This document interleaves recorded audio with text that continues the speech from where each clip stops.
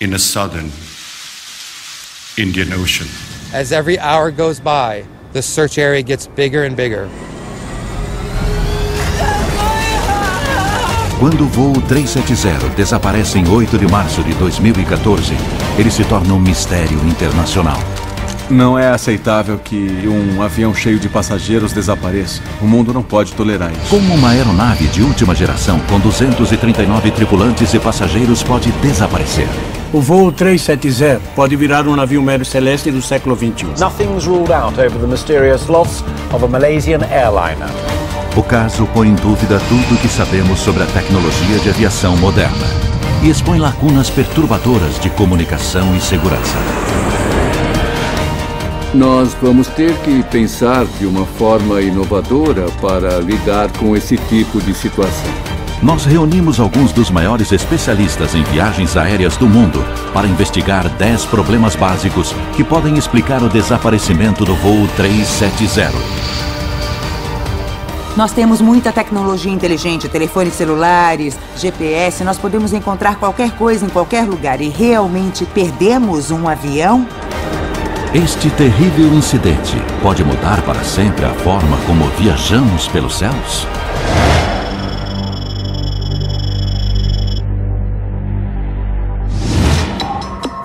O Aeroporto Internacional de Kuala Lumpur é um dos maiores e mais movimentados da Ásia. Como em outros centros da aviação mundial, centenas de voos decolam daqui diariamente. Em 7 de março de 2014, poucas horas antes do horário de partida, 227 passageiros fazem o check-in para o voo 370.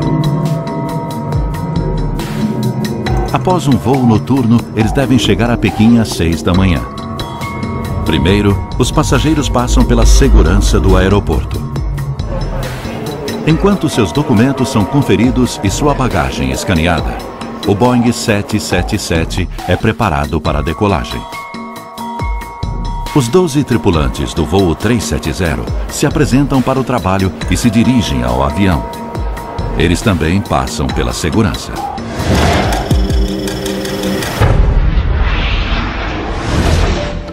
O que o voo 370 deixou claro é que precisamos fazer mais em termos de investigar os próprios membros da tripulação. Nestas imagens de circuito interno, o capitão Zahari Ahmed Shah e seu copiloto Farik Abdul Hamid são vistos passando por um detector de metais antes de embarcar. O jeito mais fácil de burlar a segurança e prejudicar um voo é usando a tripulação. Ninguém checa a tripulação. Em muitos países, os pilotos são investigados apenas ao serem contratados pelas companhias aéreas. Na hora do embarque, eles passam direto pelo detector. A imagem mostra o capitão passando pelo detector.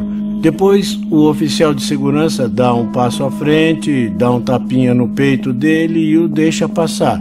Então, temos uma lacuna aí. Se houver alguém mal intencionado entre os pilotos, nós corremos o risco de que ele use essas lacunas para desaparecer dos céus. Enquanto a tripulação se dirige à aeronave, os passageiros passam pelo controle de passaporte.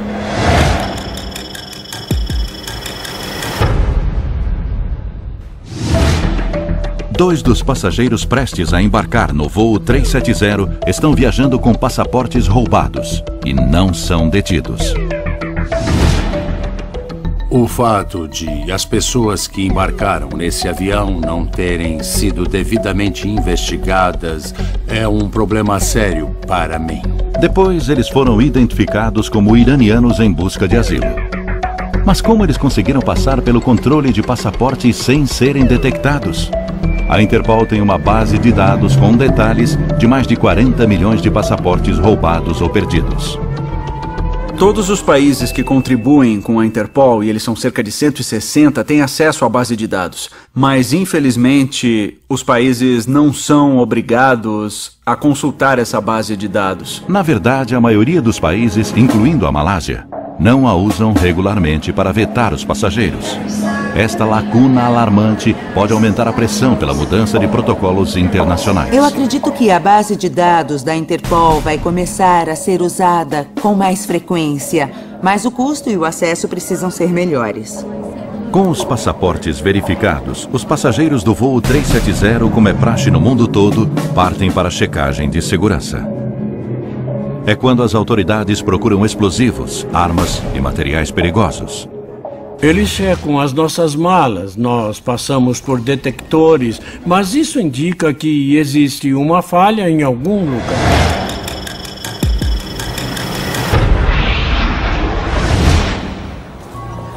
Desde o 11 de setembro, o escaneamento corporal e de bagagem se tornou obrigatório em aeroportos do mundo todo. Mas o processo não é tão meticuloso quanto pensamos. A nossa bagagem de mão nem sempre recebe a atenção adequada.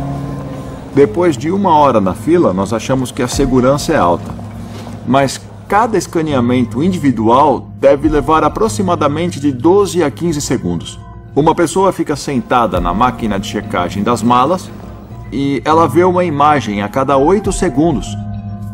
Eu não conheço ninguém capaz de realmente checar o que tem em uma mala em 8 segundos. Existem fraquezas por causa de problemas fundamentais. Por exemplo, nós não temos equipamentos capazes de encontrar explosivos na bagagem de mão. Pode até haver um explosivo, mas ele vai parecer um salame ou um pedaço de queijo. Mais de uma década após o 11 de setembro, os protocolos de segurança parecem rígidos, mas ainda existem fraquezas fundamentais no mundo da aviação, especialmente no que diz respeito à tecnologia e ao seu uso. Nós gostaríamos que a tecnologia da segurança aeronáutica chegasse ao ponto em que o erro humano fosse removido da equação. Ao ponto em que não dependêssemos das decisões de uma única pessoa que faz a revista e escaneia a bagagem despachada ou de mão. Identificar ameaças antes do embarque é a forma mais eficiente de garantir a segurança. Novas tecnologias estão sendo desenvolvidas para identificar quem está viajando, o que há na bagagem e o estado de espírito dos passageiros e tripulantes.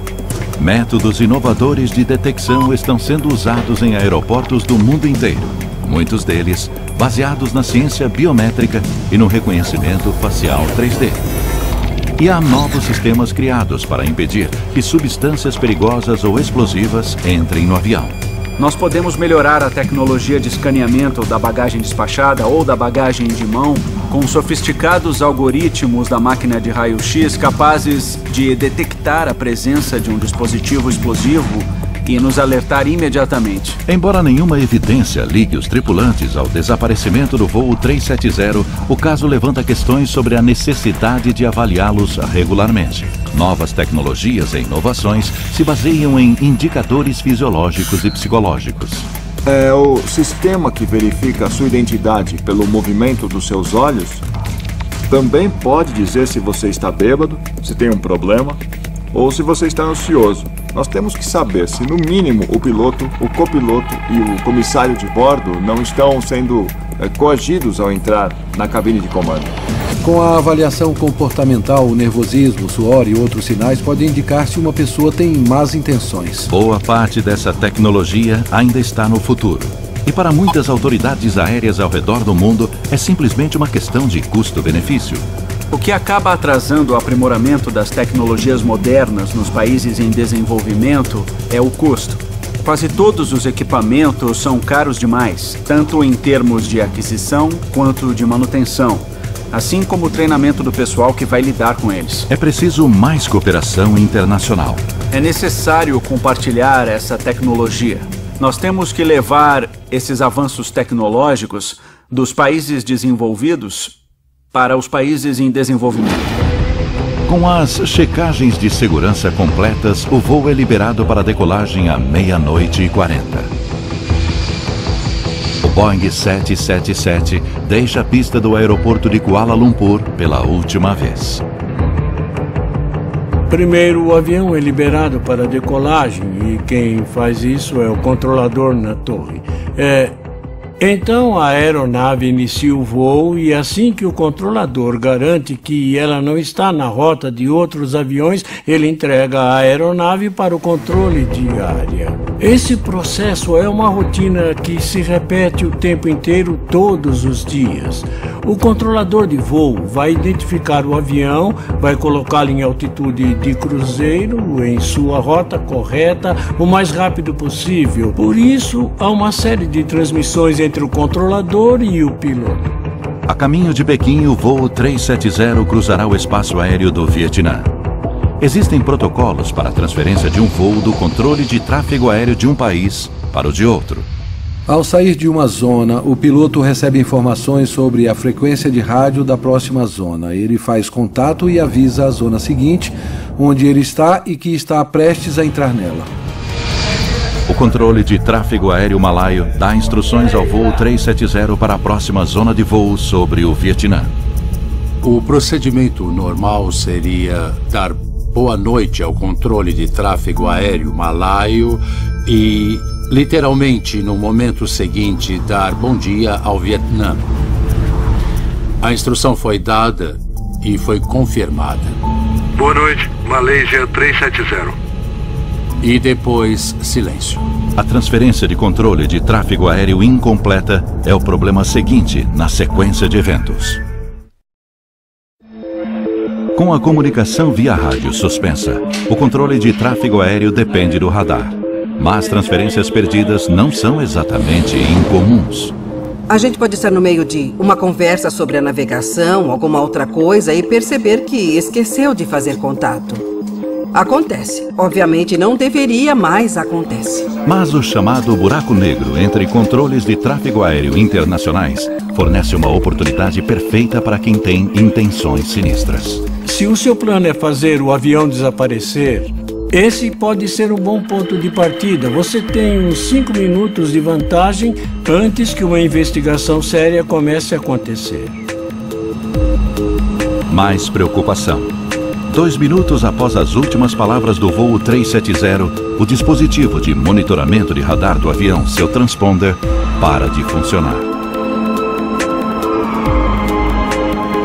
Com 20 mil aviões no ar a qualquer momento, os transponders são a principal ferramenta de rastreamento do controle de tráfego aéreo. Um transponder é um dispositivo na aeronave que funciona por estímulo. Assim que ele recebe certas ondas de radar, de um radar em terra, ele acorda. O radar transmite uma pergunta que diz basicamente quem é você. E o transponder responde com uma mensagem digital dizendo sou eu, estou aqui. E dependendo da complexidade do sistema no avião, ele pode enviar mais informações sobre a aeronave, sua altitude e posição. Sem o transponder, o voo 370 corre sério risco de colidir com outra aeronave. A principal razão por que nós fazemos esse controle é por causa do tráfego aéreo, para evitar uma colisão entre aeronaves e garantir que cada uma ocupe seu espaço. Sobrevoando o mar da China Meridional, a aeronave não envia sinais de rádio e seu transponder não aparece nas telas de radar. O controle de tráfego aéreo vietnamita aguarda a entrada do avião em seu espaço aéreo. Mas a contar de 00:21, eles não veem nem ouvem o voo 370. Quando um avião desaparece da tela do radar e cessa a comunicação, o controle de tráfego aéreo fica inconformado. Cego, sem o transponder, o controle de tráfego aéreo não faz ideia de que o Boeing 777 saiu de curso, indo para o oeste na direção totalmente oposta. A frequência de desaparecimentos de aeronaves é realmente muito baixa. Mas isso já aconteceu com consequências devastadoras no 11 de setembro, quando os sequestradores assumiram o controle. A primeira coisa que fizeram foi silenciar a aeronave. Eles desligaram o transponder e cessaram a comunicação via rádio. Ninguém sabia exatamente onde estavam os aviões. A tragédia motivou uma alteração de protocolo global. Quando eles entendem o que está acontecendo, uma das medidas é contatar os serviços de segurança. Se eu entro no espaço aéreo de Londres e você sabe como a frequência muda várias vezes em um período muito curto, basta eu perder um contato que, sem mais nada acontecer, 2 caças aparecem ao meu lado. É preciso revolucionar urgentemente o sistema de controle de tráfego aéreo mais uma vez? Talvez seja a hora de trocar a transferência manual por um sistema automático. Eu acho que uma transferência automática seria benéfica. Mas sempre que aumentamos a automatização, aumentamos o possível... risco. Isso, risco. É uma escolha entre a tecnologia, que nos dá mais certeza, e o fator humano, que nos dá um pouco mais de controle, mas gera um ponto de ruptura. Mas o transponder não é o único sistema que mantém os aviões em contato com o solo. Existe outro, o Sistema de Comunicação e Relatórios de Aeronaves, ou ACARS. As aeronaves podem automaticamente enviar dados sobre o seu desempenho ao fabricante, incluindo o desempenho do motor, consumo de combustível e talvez até a velocidade da aeronave. Mas no caso do voo 370, o sistema via satélite parou de transmitir mais ou menos ao mesmo tempo em que o avião se desviou da rota e o transponder parou de funcionar. É nessa janela de 10 a 15 minutos que nós precisamos entender o que estava acontecendo na cabine de comando. O fato de tanto o transponder quanto o sistema ACARS terem sido desligados levanta uma questão crucial. O transponder tornou-se inoperante. Como ele se tornou inoperante? No momento, parte do sistema CARS foi desativado.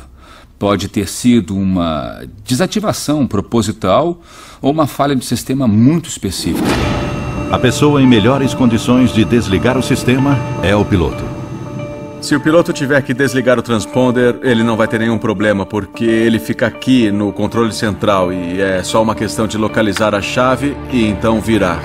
Outro jeito de fazer isso, ou por exemplo de desligar o ACARS, é mexer aqui em cima nos disjuntores e puxar os disjuntores correspondentes, e isso faz tudo parar de funcionar. Um piloto pode desligar um transponder por motivos legítimos. Eu tive que desligar um transponder durante o voo uma vez, e no meu caso foi por causa de uma pane elétrica. Eu não consigo imaginar uma situação em que eu desligaria o transponder e não informaria ao controle de tráfego aéreo sobre a minha decisão. Acidental ou propositalmente, os pilotos devem ter a opção de desligá-lo sem o consentimento da torre de controle? Nós temos que aceitar que o capitão de uma aeronave tem e deve ter o controle total sobre tudo naquela aeronave, incluindo o desligamento dos sistemas elétricos, com exceção dos absolutamente necessários para o controle de voo, para combater, por exemplo, incêndios. A ideia de a torre poder assumir o controle, eu acho aterrorizante.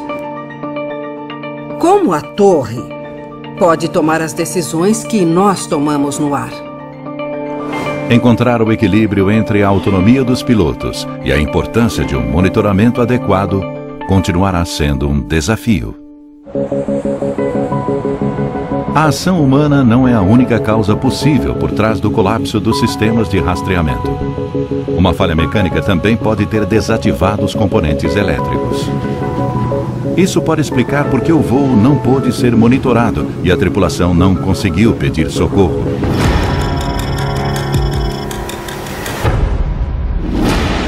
O Boeing 777 está em operação há 20 anos e tem um dos melhores históricos de segurança entre as aeronaves comerciais. O 777 é uma aeronave muito segura. Existem mais de 1000 em operação e o número de acidentes é baixíssimo. Mas existem precedentes de falhas mecânicas. Em 2008, combustível congelado levou ao pouso forçado de um 777 no aeroporto de Heathrow, em Londres.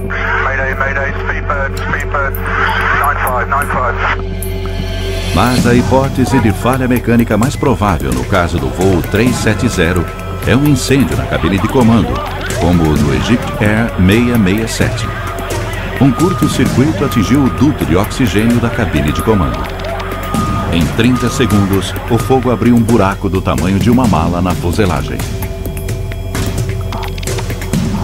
Uma falha mecânica explicaria por que o voo 370 virou inesperadamente para o oeste. Em caso de fumaça, fogo, qualquer coisa do tipo, a prioridade é aterrissar o mais rápido possível. Se algo similar aconteceu no voo 370, isso explicaria a curva.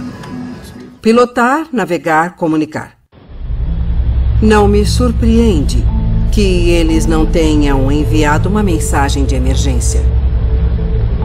Porque se o incêndio na cabine de comando foi grave, estamos falando de 20, 30 segundos, não é muito tempo. Mas não há tentativa de aterrissagem. O voo 370 segue na direção errada, rumo ao mar. Embora os dispositivos de rastreamento estejam desativados, um link de comunicação vital continua ativo, os pings, ou sinais de dados da antena de satélite. Os pings são uma resposta automática da aeronave dizendo sim, ainda estou aqui. Os pings continuam sendo transmitidos mais de 6 horas após o avião sair da rota. Esse fato se torna vital na busca pelo voo 370. Embora os pings não forneçam nenhum tipo de dados sobre a localização da aeronave, nós sabemos, graças a eles, que a aeronave continuou voando por diversas horas após a perda de contato. Hoje nós sabemos que o avião seguiu em direção à latitude 40 graus, que concentra os ventos mais hostis do Oceano Índico Sul. Mas quem estava no comando? Homem ou máquina? Se o piloto para de comandar o avião, normalmente o piloto automático assume e continua no comando até o avião pousar em seu destino ou até acabar o combustível ou alguma outra coisa dar errado. Como um avião fantasma. Estaria o piloto automático levando o voo 370 ao lugar do seu descanso final e obrigando o mundo a conviver com o mistério?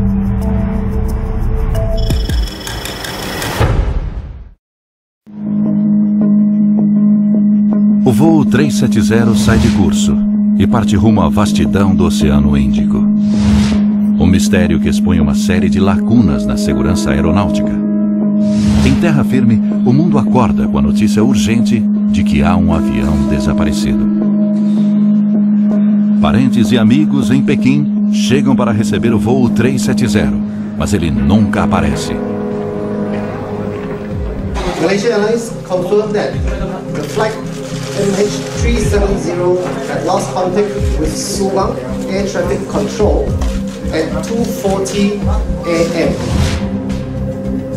Com o nível de combustível perigosamente baixo, às 8h11 da manhã, o avião envia seu último sinal de satélite automático, ou ping. O transponder foi desativado há mais de 7 horas. E o controle de tráfego aéreo malaio ouviu o copiloto pela última vez 6 horas atrás. Um avião passar um período tão grande sem um monitoramento é algo muito raro.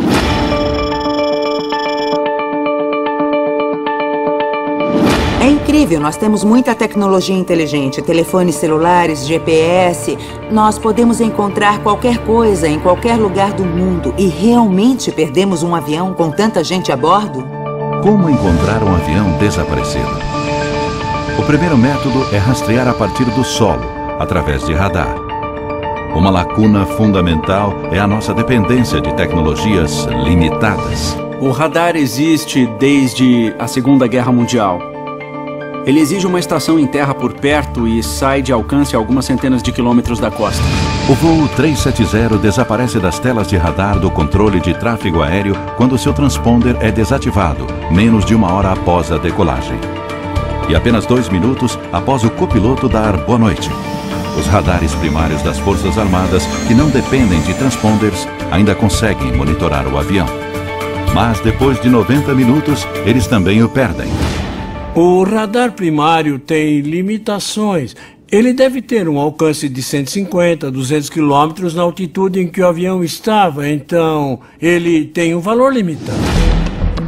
O radar da aeronáutica malaia registra um objeto não identificado, provavelmente o voo MH370, em um ponto ao sul de Phuket. Os registros do radar também confirmam que o avião virou para o oeste. O maior obstáculo é a falta de estações terrestres. Então nós cobrimos algumas centenas de quilômetros a partir da costa, mas na verdade não cobrimos vastas áreas do mar para onde esse avião parece ter ido. Então, quando o voo 370 desaparece de todos os radares, alguém continua observando? Nesse caso, quem?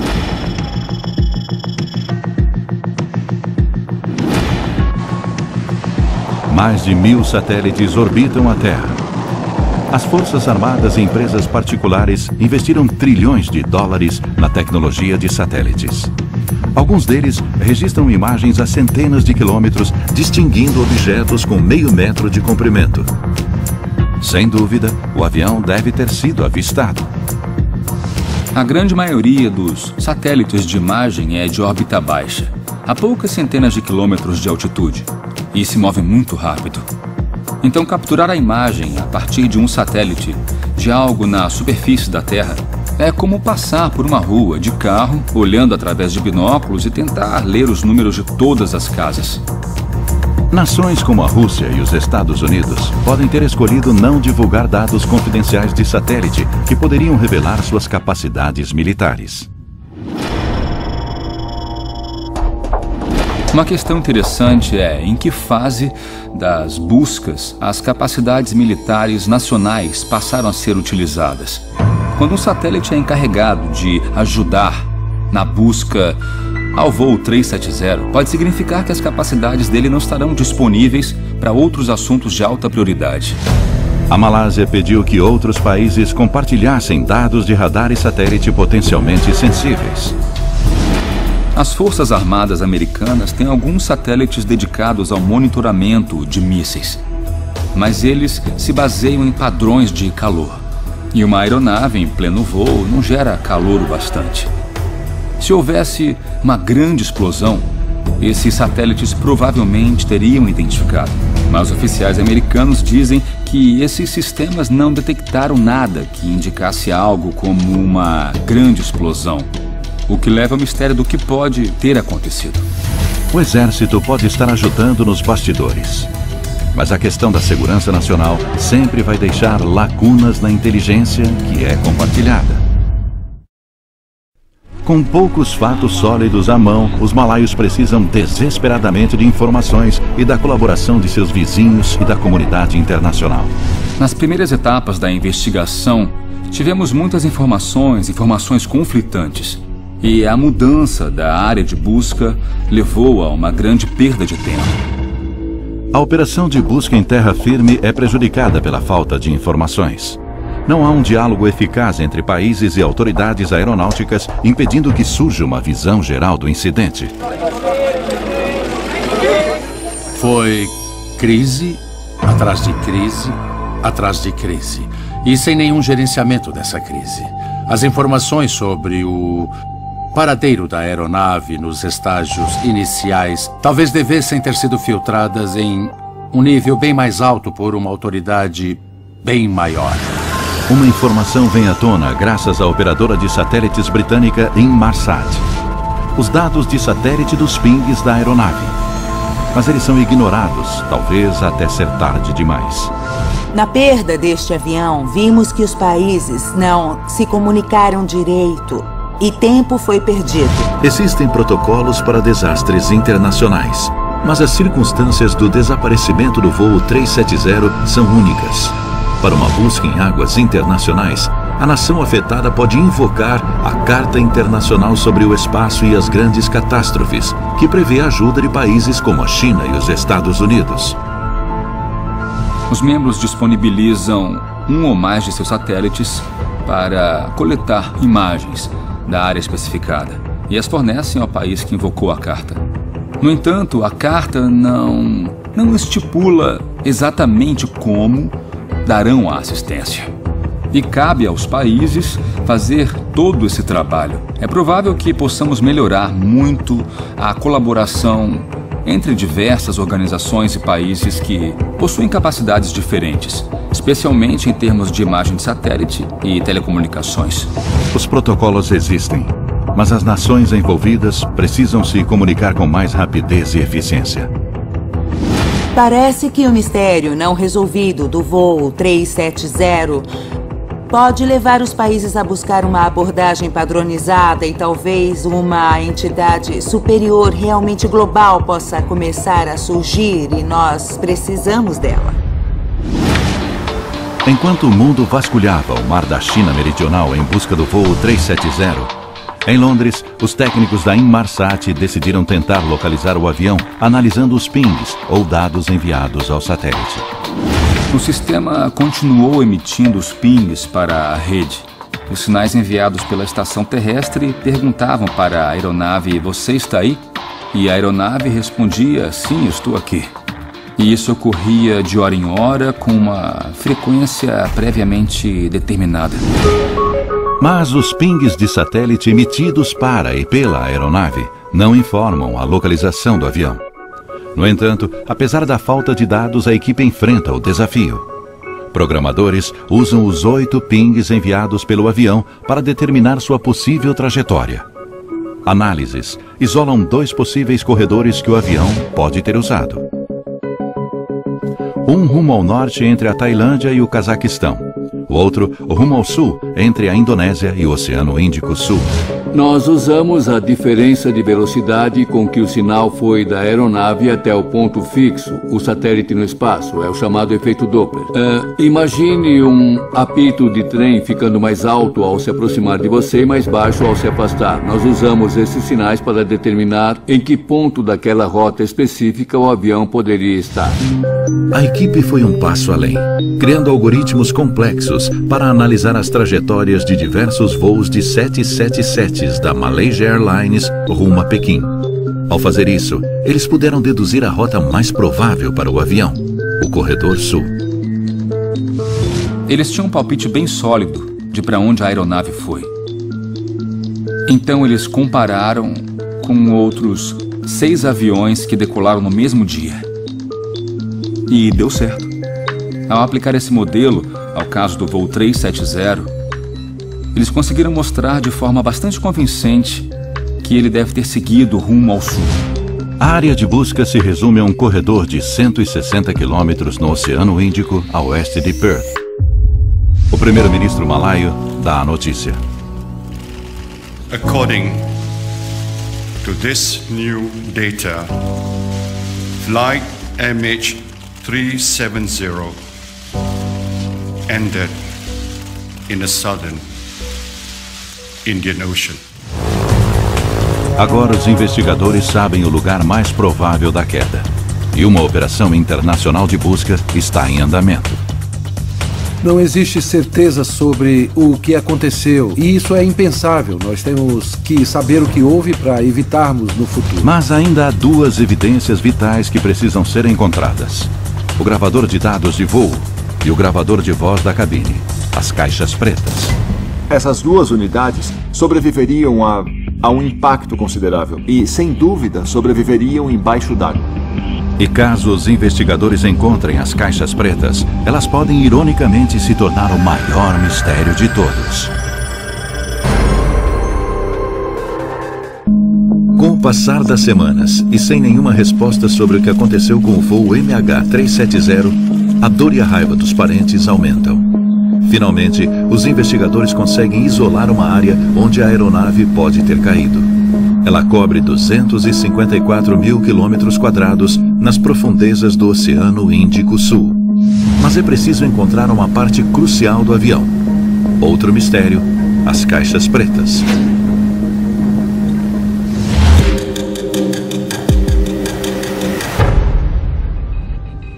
Depois de identificar um campo de destroços, temos que encontrar as caixas pretas, os 2 dispositivos de gravação. A questão é, o que eles podem nos dizer?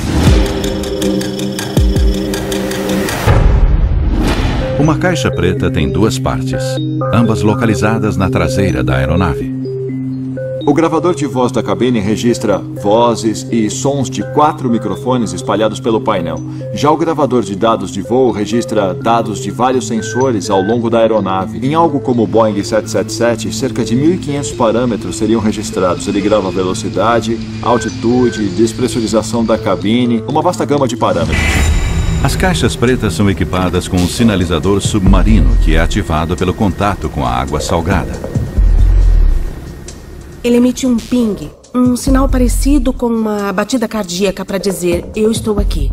A equipe de busca, então, precisa localizar este sinal e ele tem um alcance bem curto, apenas alguns quilômetros.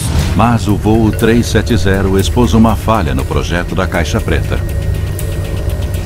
A fraqueza é que elas são difíceis de encontrar, especialmente em uma queda no mar. Foi uma das coisas que nós vimos no voo 370. No momento, a lei só exige que a bateria do localizador submarino dure 30 dias. Foi aprovada uma mudança para que ela dure 90 dias, e isso está ocorrendo lentamente. Outra falha fatal da caixa preta é que, mesmo que seja encontrado, o gravador de voz não deve revelar o que aconteceu na cabine de comando quando o avião mudou de curso. Uma das desvantagens do gravador de voz é que ele só tem uma duração de 2 horas. E isso não é o suficiente. Nós podemos ter perdido o evento que causou o problema, porque depois ele grava por cima. Com o tempo se esgotando, a busca pelo voo 370 continua. Ela se torna a maior busca multinacional aérea e marítima da história, envolvendo 26 países. Eu acho que o comandante da Marinha Australiana fez o melhor comentário sobre isso. Alguém perguntou se era como procurar uma agulha no palheiro. Ele disse, ainda estamos procurando palheiro, imagina a agulha. É. Com a esperança diminuindo, 4 semanas após o desaparecimento do voo 370, surge a notícia de que barcos chineses e australianos detectaram sinais que podem estar vindo da caixa preta. British, Australian and US teams are using sonar and listening devices to try and capture pings emitted by the device. A busca se intensifica a 1.600 quilômetros ao noroeste de Perth. Mas localizar e recuperar a caixa preta no leito oceânico montanhoso será a tarefa mais difícil até agora. Time is against them. 28 days on from the jet's disappearance, the batteries in the recorders only last for around 30. Mesmo que eles encontrem a caixa preta, ela nunca revelará todos os detalhes sobre o que aconteceu com o voo 370. Este caso pode mudar essa abordagem e forçar a indústria a registrar mais dados ao longo de um intervalo maior nas caixas pretas. A perda trágica de 239 passageiros e tripulantes expôs as limitações da tecnologia usada na aviação. Em um mundo onde podemos transmitir dados em tempo real para smartphones com mais memória do que uma caixa preta, está na hora de essa tecnologia ser aplicada a aeronaves? Eu acho que a prioridade é, a curto prazo, tentar encontrar alguma solução para podermos transmitir dados em tempo real de uma aeronave durante o voo para sistemas em solo. E essa tecnologia não está tão distante. E algumas inovações podem ser aceleradas como resultado do voo 370. A Universidade de Cranfield, líder em pesquisa aeronáutica, está desenvolvendo um sistema de informação revolucionário, a transmissão seletiva, que utiliza dados em tempo real da aeronave. Em vez de fazer a aeronave transmitir dados o tempo todo, nós esperamos que ela entre em uma situação incomum, talvez no meio de um acidente, e só aí ela passa a fornecer informações, altitude, velocidade, nível, inclinação, parâmetros como estes, para tentarmos entender se algo incomum está acontecendo. A transmissão seletiva enviará dados vitais em tempo real ao fabricante e será mais fácil localizar a aeronave em caso de acidente, como o do voo 370. Mas sua aprovação e instalação em aviões de passageiros pode levar anos. Já existe tecnologia disponível para companhias aéreas dispostas a instalá-las que fornecem feedback de performance em tempo real. Novos motores aeronáuticos de empresas como a Rolls-Royce e a GE têm a capacidade de automaticamente enviar dados sobre o seu desempenho para os fabricantes. Não se sabe se o voo 370 possuía esta capacidade. Se a transmissão automática de dados estivesse ativada, nós poderíamos reduzir muito a área de busca do paradeiro da aeronave. E se a aeronave do futuro, transmitindo dados em tempo real, fosse um passo além, com um piloto virtual, eliminaria a possibilidade de erro humano? a Universidade de Tóquio está desenvolvendo um sistema de controle de voo inteligente usando inteligência artificial. O principal motivo para a queda de aeronaves é o fator humano, o erro humano. E acho que precisamos desenvolver um sistema totalmente automático sem a intervenção de um piloto. Quando o piloto não pode controlar a aeronave totalmente em caso de falta de oxigênio ou de terrorismo, por exemplo, a torre pode assumir o comando para uma aeronave descontrolada ou desgovernada aterrissar em segurança. Enquanto os cientistas buscam respostas inovadoras para as questões levantadas pelo voo 370, podem surgir soluções de tecnologia sendo desenvolvidas para atender a demanda dos passageiros pelo mesmo acesso à internet que eles possuem em terra. A hiperconectividade nos céus está prestes a se tornar realidade com a Global Express. Nós estamos preparando o lançamento de 3 satélites de órbita geoestacionária que vão orbitar a Terra a 38 mil quilômetros e fornecerão cobertura em todo o planeta. Isso promete revolucionar a viagem aérea e tudo o que sabemos sobre a conexão com a rede. Você vai poder levar o seu próprio dispositivo a bordo do avião, seja ele um laptop, um tablet ou um smartphone, e se conectar a uma rede sem fio instalada na aeronave. E assistir TV e se conectar à internet com a mesma velocidade que consegue ter no solo.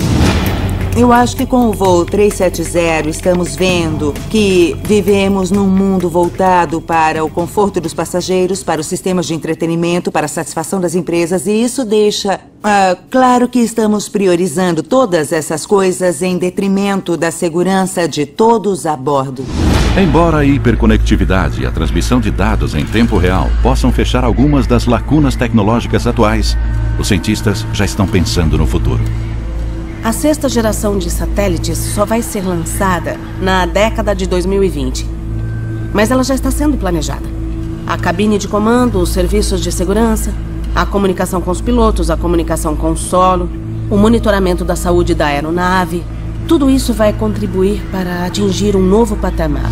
Enquanto o mundo continua acompanhando os eventos trágicos do voo 370, os investigadores precisam encontrar os destroços e recuperar a caixa preta para solucionar algumas dúvidas-chave. Mas podemos nunca ter todas as respostas. O que nós descobrimos é que esta não é apenas a história de um avião desaparecido. É também a história de problemas na comunicação e na tecnologia aeronáutica. Os passageiros precisam ter certeza de que a segurança é a grande prioridade, tanto no aeroporto quanto no ambiente da aeronave.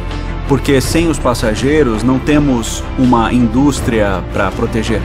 A tecnologia aeronáutica, por mais sofisticada que seja, ainda é vulnerável a erros e sabotagens.